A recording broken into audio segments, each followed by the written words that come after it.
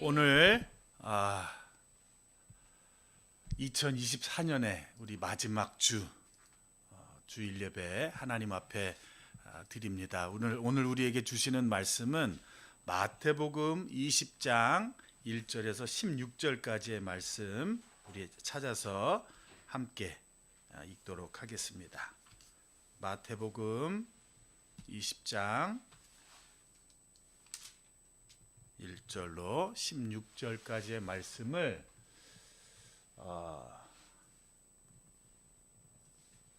교독할까요? 제가 한 절, 우리 성도님들이 한 절 읽도록 하겠습니다. 천국은 마치 품꾼을 얻어 포도원에 들여보내려고 이른 아침에 나간 집주인과 같으니 그가 하루 한 데나리온씩 품꾼들과 약속하여 포도원에 들여보내고 또 제3시에 나가보니 장터에 놀고 서 있는 사람들이 또 있는지라. 그들에게 이르되 너희도 포도원에 들어가라. 내가 너희에게 상당하게 줄까 하니 그들이 가고 제6시에 제9시에 또 나가 그와 같이 하고 제11시에도 나가보니 서 있는 사람들이 또 있는지라. 이르되 너희는 어찌하여 죽도록 놀고 여기 서 있느냐. 이르되 우리를 품꾼으로 쓰는 이가 없음이니이다. 이르되 너희도 포도원에 들어가라 하니라. 정오름에 포도원 주인이 중지에게 이르되 품꾼들을 불러 나중은 자로부터 시작하여 먼 자까지 살을 주라 하니 제11시에 온 자들이 와서 한 데나리온씩을 받거늘 먼저 온 자들이 와서 더 받을 줄 알았더니 그들도 한 대씩 받은지라. 받은 후 집주인을 원망하며 이르되 이 사람들은 한 시간밖에 일하지 아니하였거늘 그들을 종일 수고하며 너희를 믿는 우리와 크게 하였나이다. 주인이 그 중에 한 사람에게 대답하되 이르되 친구여 내가 내게 잘못한 것이 없노라. 내가 나의 한 데나리온의 약속을 하지 아니하였느냐. 내 것이나 가지고 가라. 나중은 이 사람에게 나와 같이 주는 것이 내 뜻이니라. 내 것을 가지고 내 뜻대로 할 것이 아니냐. 내가 선함으로 내가 악하게 보느냐. 이와 같이 나중된 자로서 먼저 되고 먼저 된 자로서 나중 되리라. 아멘.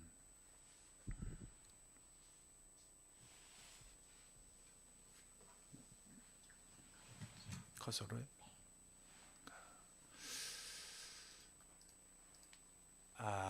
2024년 우리 어느덧 한 해가 지나갔습니다. 우리 마지막 주일 한 해를 마무리하는 시간에 함께 예배할 수 있고 또 우리 함께 교제할 수 있는 시간이 허락되어서 하나님 앞에 감사드리고 함께 예배 드릴 수 있게 되어서 얼마나 기쁜지 모르겠습니다. 여러분 2024년 한 해를 한번 되돌아보세요. 올 한 해 쫙 한번 되돌아보시면 수많은 감사들이 있었겠죠. 오늘 찬양으로 사실은 오늘 설교 말씀을 대신해 주셨는데 너무 제가 오늘 하나님 앞에 드리는 예배와 그리고 설교의 내용이 동일한데 하나님의 은혜를 경험했고 또 아름다운 추억이 있었고 행복했던 순간과 그러한 기억들이 있었고 또 올 한 해 동안 어떤 시간들은 참으로 뭉클했던 사랑과 감동을 느꼈었고 새로운 희망을 기대하며 시작했었고 약속했던 것들이 함께 있었습니다. 함께해서 웃을 수 있었고 함께해서 행복했던 그러한 순간들이 우리에게 있었습니다. 그런가 하면 또 한편으로 생각해 보면 수많은 걱정과 근심과 아픔과 슬픔과 불안, 분노, 좌절, 공포들이 우리 한 해 동안에 우리의 삶 가운데 사이사이에 스며들어 있었던 것을 또 우리는 알 수가 있습니다. 특별히 지금 우리나라의 현재 모습들을 바라보면서 우리나라의 헌정 질서가 흔들리고 있는 아주 엄정한 정치적인 현실들이 있습니다. 이 현실들을 바로 그리고 이 현실들 앞에서 하나님의 뜻을 우리는 분명히 구하고 함께 기도하며 나아가야 될 것입니다. 그런가 하면 우리나라를 벗어나서 전 세계에서 일어나고 있는 일들을 바라다 보면 여러분 수많은 전쟁들이 있고 수많은 죄악들이 참상들이 벌어지고 있는 세계의 모습들을 우리는 또 바라다 볼 수 있게 됩니다. 무엇보다 저는 미얀마 선교사잖아요. 미얀마에서 24년 동안 선교를 했는데 최근에 4년 동안 미얀마에서는 내전들이 계속되고 지속되고 있습니다. 그런 뿐만 아니라 앞으로 이 내전이 어떻게 끝나고 다시 한번 평화가 이루어질지를 찾아볼 수가 없어요. 나아질 가능성이 그다지 있어 보이지 않습니다. 그래서 현실에서는 2024년 한 해가 저에게는 참으로 무거웠던 한 해라고 그렇게 기억하고 있습니다. 여러분, 나무를 보면은요, 나무에 잘라진 단면을 보면 나이테가 있습니다. 어떤 해는 나이테의 간격을 보면 어떤 해는 굵고 두껍습니다. 그런데 어떤 해는 가늘고 얇고 그렇다고 합니다. 언제나 모든 세월과 시간을 우리는 잘 할 수는 없습니다. 어떤 시간은요, 버텨내는 것만으로도 충분하고 또 어떤 시간에는 넘어졌어도 괜찮습니다. 그 긴 시간들을 지나오면서 가장 중요한 본질과 자세를 알아간다면 우리는 잘 살고 있는 것입니다. 그 어떤 순간에도 하나님은 우리와 함께 하십니다. 우리를 지키시고 우리를 기다리시고 우리를 붙들어 주신다는 것입니다. 오늘 함께 예배하는 우리 성도님들의 삶의 현장과 일터와 가정에서 오직 은혜로만 우리를 구원해 주시고 영생을 선물로 주시고 하나님의 놀라우신 사랑을 경험하는 그러한 귀한 시간들이 되시기를 주님의 이름으로 소망합니다. 우리 PPT를 한번 보실까요? 저 그림을 아시는 분, 보신 분이 있을지 모르겠어요. 저 그림은요, 렘브란트라고 하는 성화를 대표적으로 성화를 그리는 17세기의 바로크풍의 화가의 가장 대표적인 우리 렘브란트가 그린 작품이에요. 마태복음 20장 오늘 본문 말씀 마태복음 포도밭의 품꾼들을 주제로 한 그림입니다. 이 그림의 제목은 오후 5시의 품꾼들인데요. 이 주제 옆에 부제로 나와 있는 게 오늘 찬양했던 것, 은혜의 반대말이 당연하다라는 거잖아요. 그런 것과 똑같은 의미로 부제를 뭐라고 달아놨냐면 은혜와 공로라는 부제를 달아 놓았습니다. 여러분, 저 한번 그 그림을 봐주시기 바랍니다. 렘브란트는 오늘의 본문 마태복음 20장을 배경으로 하는 포도밭의 품꾼들이라고 하는 그림을 그렸습니다. 이 그림은요, 이 바로 전장인 19장 30절 그러나 먼저 된 자로서 나중되고 나중된 자로서 먼저 될 자가 많으니라 라는 말씀을 배경으로 비유로 말씀하신 것이 바로 오늘의 본문입니다. 자, 한 포도원이 있습니다. 이 포도원의 주인이 포도밭에 이제 추수할 시기가 다가왔습니다. 포도원이 상당히 커요. 그래서 이제 포도의 수확철이 되었으니까 장터의 품꾼들을 일꾼들을 불러와서 수확을 해야 되겠다 하고 아침 이른 시간에 품꾼들을 부르러 가는 장면이 나옵니다. 포도밭의 규모가 상당히 큰 모양인지 새벽 일찍이 장터에 모여있는 일꾼들을 부르러 갑니다. 여러분, 성경에 나오는 지금 시간은요, 유대 시간에 맞추어져 있어요. 그래서 유대의 시간은 해가 뜨면서부터 시간을 측정하기 때문에 지금 현재 우리하고의 시간은 6시간 정도 차이가 납니다. 그래서 아침 일찍 갔다는 것은 해가 뜰 시간, 새벽 6시쯤에 나아가서 일꾼을 부르기 시작합니다. 하루에 해 뜨는 시간을 기준으로 하기 때문에 6시에 나가서 하루에 적당한 품삯인 한 데나리온을 약속하고 일꾼들을 데리고 옵니다. 그런데요, 포도원 주인은요, 일이 참 많았나 봐요. 일꾼들이 더 필요했나 봐요. 그래서 제3시, 그러니까 해가 떠서 3시간 후잖아요. 그러면 아침 9시란 말이에요. 아침 9시에 가서 일꾼들을 더 데리고 옵니다. 그런데 여기에서 그치지 아니하는 거예요.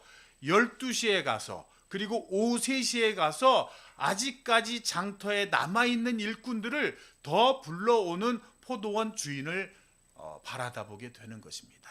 여기까지 생각하면 우와, 이 포도원이 상당히 크고 예상치 못했던 일들이 많은가 보다. 그래서 품꾼들을 많이 급하게 데려왔나 보다라고 생각할 수 있어요.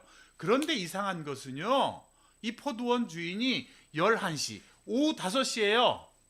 오후 5시에 가서 일꾼들을 부르러 가는 것도 아니에요. 장터에 나가보니 아직까지 놀고 서 있는, 아직까지도 일을 구하지 못하고 있는 일꾼들이 더 있는 것을 바라보고 그 일꾼들에게 이야기하는 거야. 야, 너희들은 아직까지도 왜 여기서 기다리고 놀고 서 있는 거냐라고 물어보는 거예요. 이때 일꾼들이 대답합니다. 주인님, 저희를 하루 종일 저희는 새벽부터 나와서 오늘 하루의 일당을 받아야만이 우리의 가족을 먹여 살릴 수 있는데 저희를 불러주시는 이가 아무도 없더이다.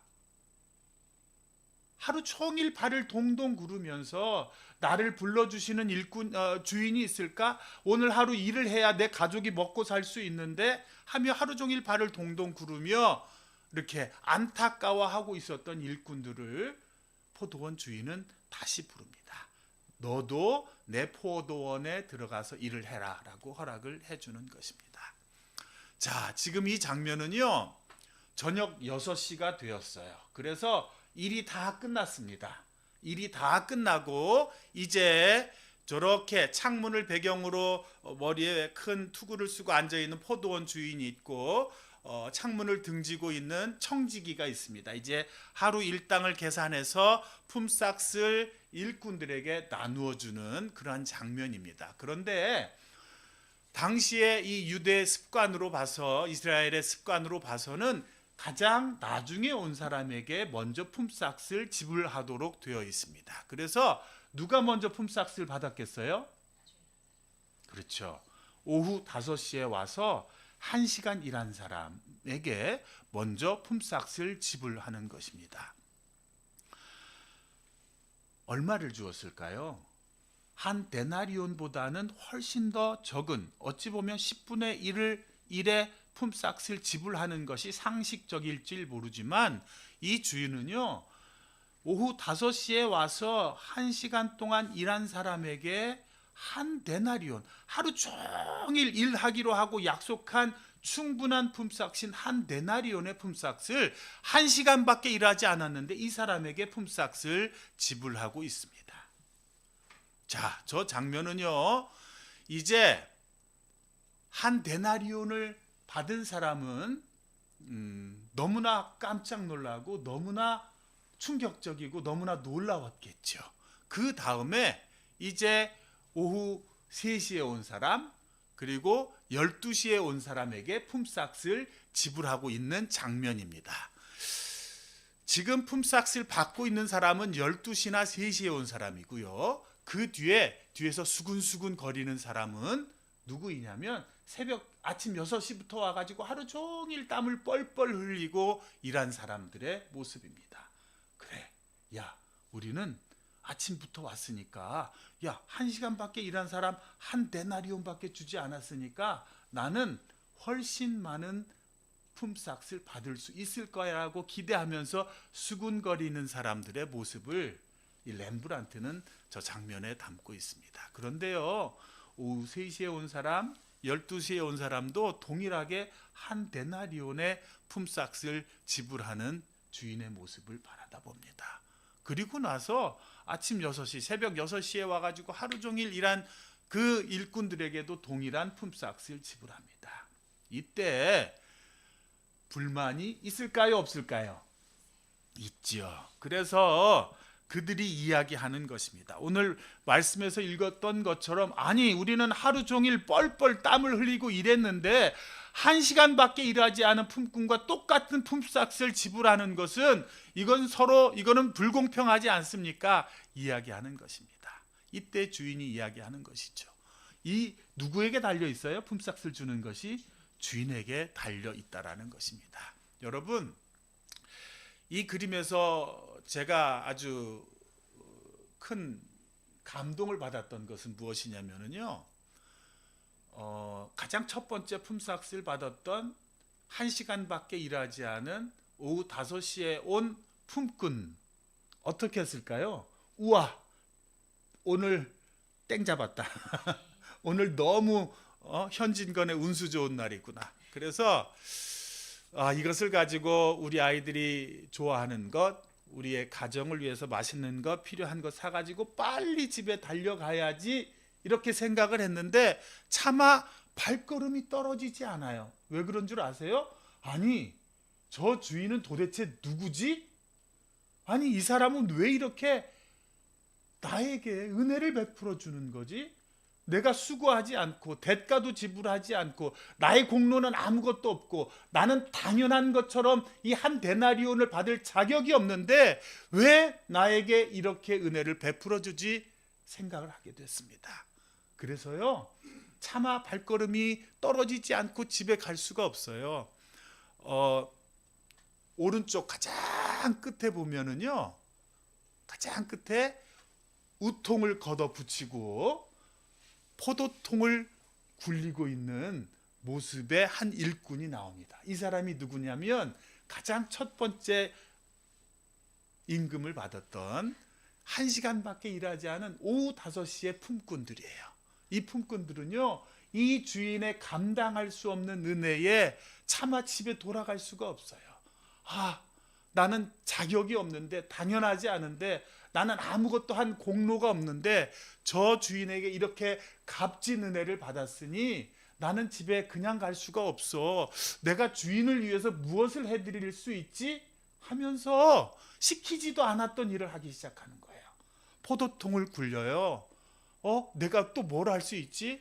거미줄을 시키지 않았던 청소를 마무리할 수 있는, 자기가 할 수 있는 모든 일을 찾아서 일을 하기 시작하는 거라는 겁니다. 사랑하는 성도 여러분, 우리는요, 하나님께서 가장 큰 선물, 놀라우신 선물, 예수 그리스도를 믿기만 하면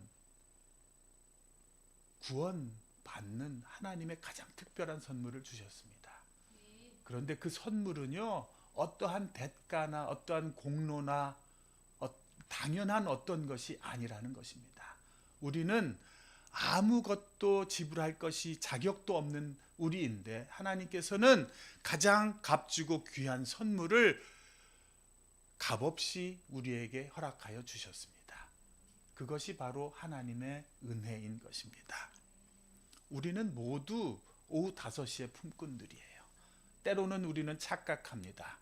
내가 신앙의 연륜이 오래되었지, 내가 모태 신앙이고 내가 4대째 신앙이고 내가 11조를 빠지지 않고 내가 40년 동안 주일 성소를 빠뜨리지 않았고 내가 어떤 직분을 맡았었고, 이것들이 마치 때로는 당연한 공로가 되어버리는 우리 신앙의 모습을 우리는 바라다 볼 수가 있습니다.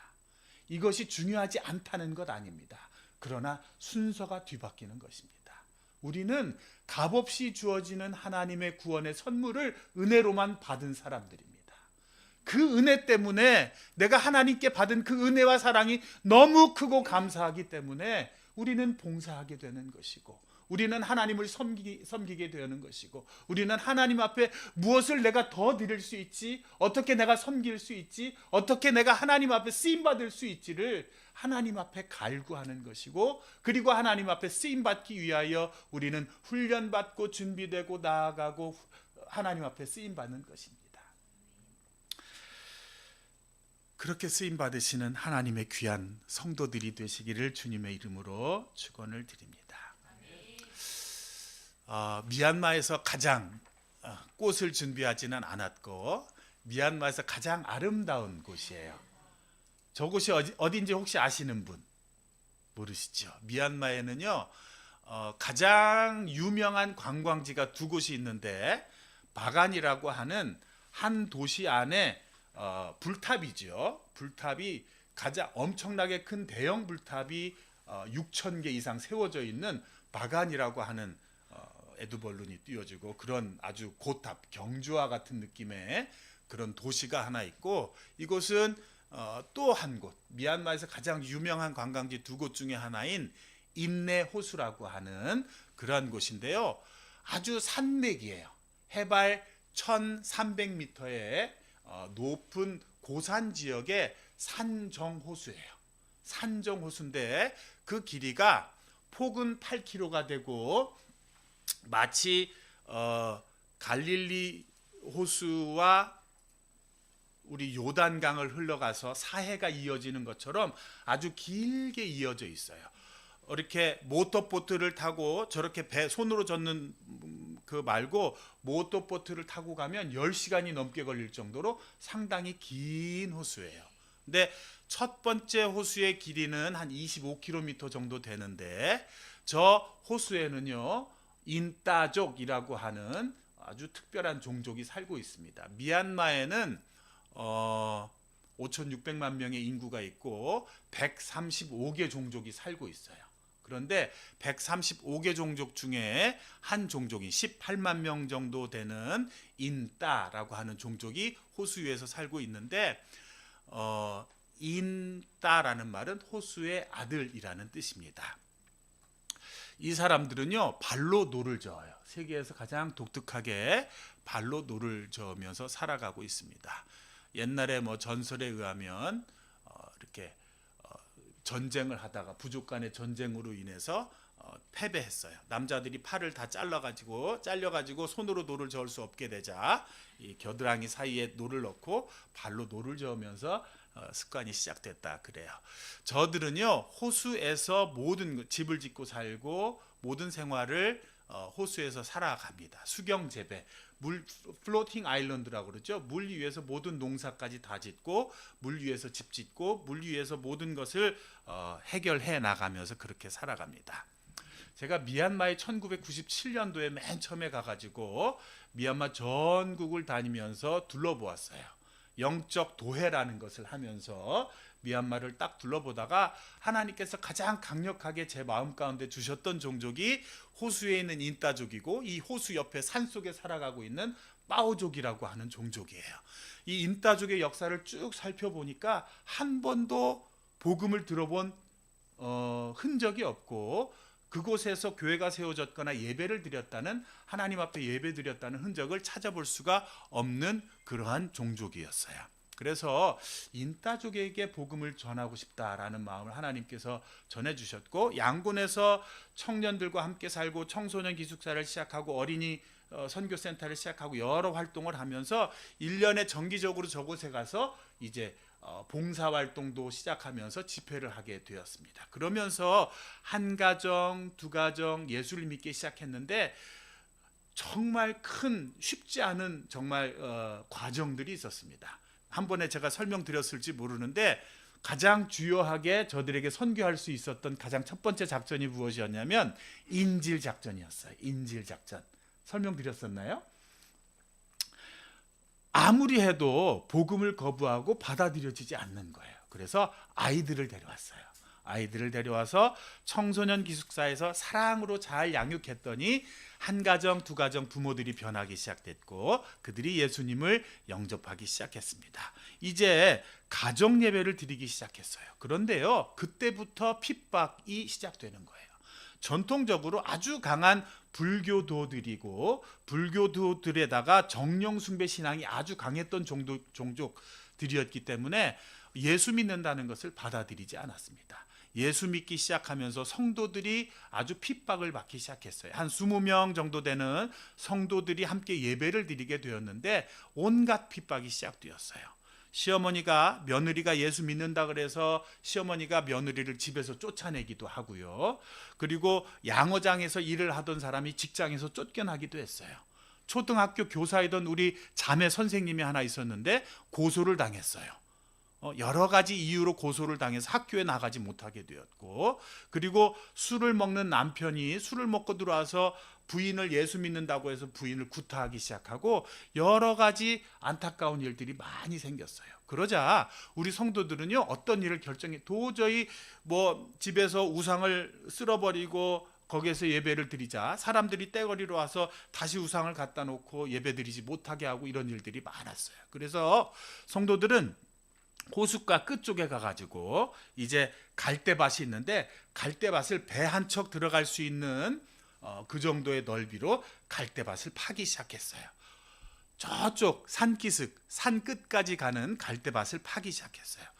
이렇게 내려가면은요, 그 진흙이 차고 이렇게 깊어가지고 가슴까지 차오르는데 그곳을 4km, 5km 정도를 길을 파가지고 호수 끝쪽 산기슭에다가 산기슭 끝까지 가서 배 한 척이 들어갈 수 있는 길을 파서 그쪽에다가 우리 교회를 짓기 시작했어요. 자, 교회를 보십시오. 우리 인따족 교회예요. 기둥 12개 붙어 있고요. 위에는 갈대와 짚을 엮어가지고 지붕을 얹어가지고 저곳에서 예배를 드리고 있는 우리 인따족 성도들이에요. 저곳은요, 제가 이제까지 경험했던 그 어떤 교회보다도 가장 아름답고 훌륭한 교회예요. 사방을 둘러다 보면 아름다운 산과 강과 호수들이 펼쳐져 있고 아름다운 새들이 날아다니고 그 크신 하나님의 사랑 참 아름다워라 주님의 세계를 찬양하면서 저절로 배경화면이 바뀌는 그러한 아름다운 교회가 되었습니다. 우리 성도들을 예수 믿기 시작했어요. 뜨겁게 찬양하며 뜨겁게 기도하고 정말 예수님을 뜨겁게 하나님을 찬양하며 예배드리기 시작합니다. 성경도 잘 알지 못하고 잘 아는 찬송가도 2-3개밖에 없는데 2시간, 3시간 찬양하면서 뜨겁게 예배를 드리는 우리 성도들의 모습이 있습니다. 여러분, 우리 성도들은 아는 거예요. 한 명 한 명이 다 오후 5시에 품꾼들이에요. 저분들은요, 한 번도 복음을 들어본 적이 없었는데 이제까지는 윤회의 삶 속에서 전생의 업보 때문에 내가 삶을 살아야 되고 내생의 축생으로 태어나지 않도록 선한 업을 억지로 살아가면서 쌓아가면서 살아가는 것이 내 인생을 살아가는 목적이었는데 사성제 8정도가 내가 삶을 살아가야 하는 수레바퀴처럼 내가 할 수 있는 것은 아무것도 없었는데 그것이 아니라는 거예요. 하나님께서 이 세상에 나를 그냥 돌아가는 수레바퀴처럼 내던져 놓으신 것이 아니라 하나님께서 나를 계획하셨고 택정하셔서 나를 구원하기 위해서 나를 이 땅 가운데 태어나게 해 주셨다는 거예요. 누구든지 예수 그리스도만을 믿고 예수 그리스도를 믿기만 하면, 구원자 되신 예수 그리스도를 받아들이고 영접하기만 하면 하나님의 자녀되는 권세를 주셨다라고 말씀하시는 거예요. 얼마나 큰 감격이고 감동인지 모릅니다. 오후 5시에 품꾼 되어서 저들은 뜨겁게 하나님을 찬양하고 예배드리기 시작하는 것입니다.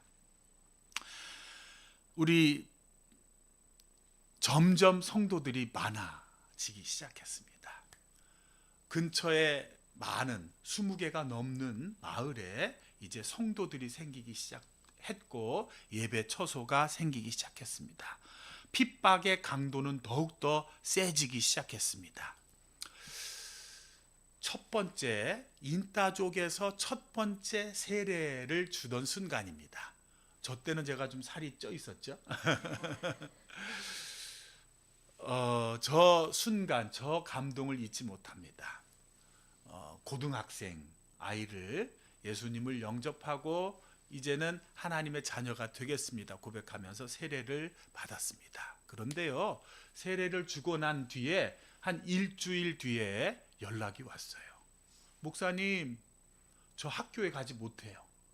왜 그러지? 물어봤더니 사람들이 배를 타야 학교에 갈 수 있는데 예수 믿었다고, 세례 받았다고 배를 태워주지 않는 거예요. 그래서 학교에 갈 수가 없어요. 여러 가지 핍박의 모양 중에 또 하나의 우리 학생들이 받고 있는 핍박이었어요. 저는 기도했습니다. 우리 사랑하는 성도들이 이 고난과 이 시련들을 하나님의 은혜와 믿음으로 이겨내 나아갈 수 있도록 하나님 은혜를 베풀어 달라고 그렇게 기도했습니다.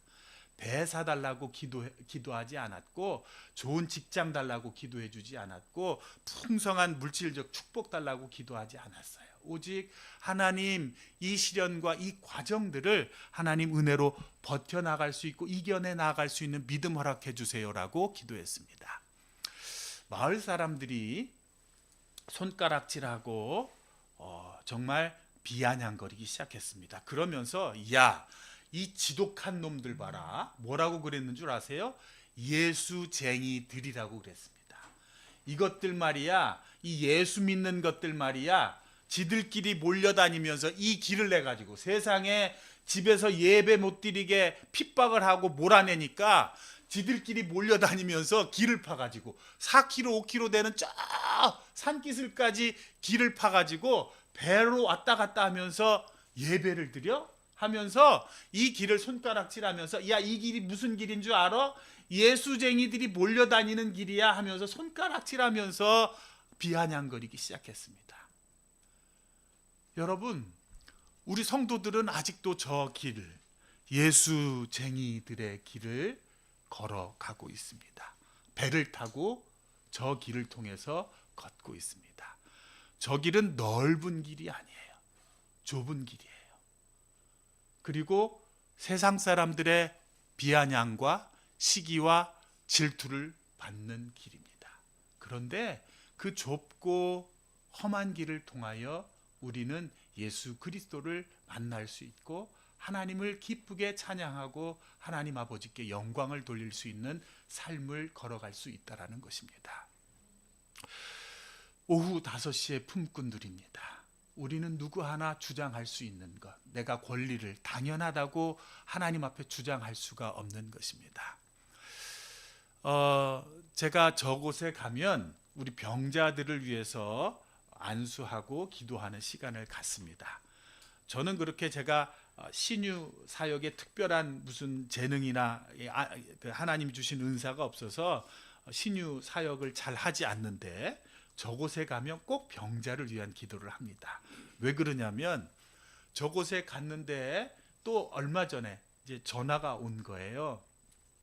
할머니 한 분이 쓰러지셨어요. 중풍으로 쓰러지셨어요. 그런데 제가 갈 때마다 선물을 주는데 무슨 선물을 주냐면 물파스를 선물로 줘요. 저분들이 농사, 수경 재배를 하고 양어장을 주로 업으로 하기 때문에 몸으로 하는 일이 많기 때문에 물파스를 갖다 주면 막 그 쑤시고 결리고 아픈 데는 바르면 너무 좋잖아요. 미얀마에는 물파스가 없거든요. 아주 신세계예요. 저분들이 경험하는. 그래서 물파스를 갖다 주는데 뭐 아무데나 다 발라요. 머리가 아프면 머리에도 바르고 배에다가도 바르고 입천장에다가도 바르는 분을 봤어요. 시원하고 좋죠. 그런데 할머니가 쓰러지시니까 이 중풍으로 쓰러지신 할머니를 위해서 기도를 해야 될 텐데 이분들은 기도를 하면서 물파스를 할머니에게 바르기 시작했는데 이 할머니가 2시간 만에 일어나신 거예요. 그래서 다음번에 제가 한 달에 몇 번씩 방문을 하는데 그때 방문을 하니까 목사님 저 물파스 좀 더 사다 주세요. 하나님께서 살려주셨고 하나님께서 함께 해주셨는데 그렇게 순수함이 가득한 우리 성도들입니다.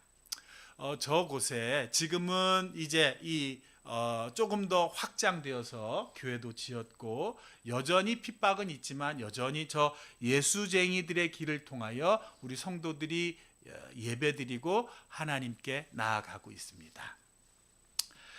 오늘 포도밭의 품꾼들, 특별히 오후 5시의 품꾼들에 대해서 나누었습니다. 그 하나님의 은혜와 사랑에 감격하여 차마 그 포도원을 떠나지 못하고 내가 어떻게 하면 주인의 마음을 기쁘시게 해드릴까, 그 은혜에 감격하며 포도통을 굴리고 주변을 청소하고 내가 어떻게 하면 하나님을, 그 주인을 기쁘시게 해드릴까라고 애쓰며 그렇게 한 걸음씩 나아가는 그 포도원 품꾼의 모습을 우리는 바라다 보게 됩니다. 하나님께서 우리 이 자리에 계신 사랑하는 성도님들 한 분 한 분을 오후 5시에 품꾼들로 불러주셨습니다. 우리는 아무런 자격도 권리도 당연한 권리도 없습니다. 그러나 하나님께서는 우리에게 주신 가장 놀라우신 선물을 은혜로 허락해 주셨습니다. 2024년 이 한 해를 마무리하면서 하나님 주신 은혜에 다시 한번 그 감사와 고백을 드리는 시간들이 되었으면 좋겠습니다. 우리 고린도전서 15장 10절 다 함께 읽으시고 우리 함께 기도하는 시간 가졌으면 좋겠습니다. 시작. 그러나 내가 나 된 것은 하나님의 은혜로 된 것이니 내게 주신 그의 은혜가 헛되지 아니하여 내가 모든 사도보다 더 많이 수고하였으나 내가 한 것이 아니요 오직 나와 함께 하신 하나님의 은혜로다. 아멘. 이 시간에 하나님의 은혜를 기억하시면서 하나님 오후 5시에 품꾼으로 불러주셔서 감사합니다. 오후 5시에 품꾼의 은혜를 기억하며 하나님 한 해를 마무리하고 또 다른 한 해를 그렇게 고백하며 감사하며 하나님의 은혜로 살아갈 수 있도록 인도하여 주시옵소서. 우리 통성으로 한번 같이 기도하시고 제가 마무리 기도하는 시간 갖도록 하겠습니다. 주여 한번 부르고 같이 기도하시겠습니다. 주여, 사랑하시는 아버지 하나님 감사합니다. 하나님 감사합니다. 우리를 오후 5시에 품꾼으로 불러주심을 감사합니다. 하나님의 은혜가 아니었으면 우리가 살 수 없고 하나님의 구원의 은혜를 하나님 경험할 수 없을 텐데 우리를 정말 오후 5시에 품꾼으로 불러주셔서 하나님의 은혜 가운데 아버지 하나님 풍성하신 하나님의 구원의 은혜를 경험케 해주셔서 감사합니다. 하나님 우리의 인생을 살아가는 모든 삶의 상황들과 환경과 우리의 과정들 가운데 하나님의 은혜를 경험하며 살 수 있는 아버지 하나님 동일한 은혜를 허락하여 주시고 내 삶에 고백되는 모든 순간순간들마다 하나님께 감사하며 그 은혜를 아버지 하나님 되새기며 살아갈 수 있는 그렇게 해서 아버지 하나님을 기쁘시게 해드릴 수 있는 하나님의 자녀들 다 될 수 있도록 아버지 하나님의 은혜를 베풀어 주시옵소서. 하나님 그렇게 나아갈 수 있는 우리 153교회 모든 성도님들이 다 되실 수 있도록 주님 은혜를 베풀어 주시옵소서. 하나님 감사합니다. 우리를 오후 5시에 품꾼들로 불러주셔서 감사합니다. 하나님 공로가 없는데 당연한 것 하나 없는데 우리를 불러주셨고 사랑하여 주셨고 사용하여 주셔서 감사합니다. 앞으로도 우리가 살아가는 모든 것들이 삶의 모든 순간들이 하나님의 은혜로 되어진 것들임을 고백하며 살 수 있는 주님 앞에 붙들린 우리 사랑하는 성도님들 다 되실 수 있도록 주님 인도하여 주시옵소서. 생명 되신 우리 주 예수 그리스도의 이름으로 기도드리옵나이다. 아멘. 아멘.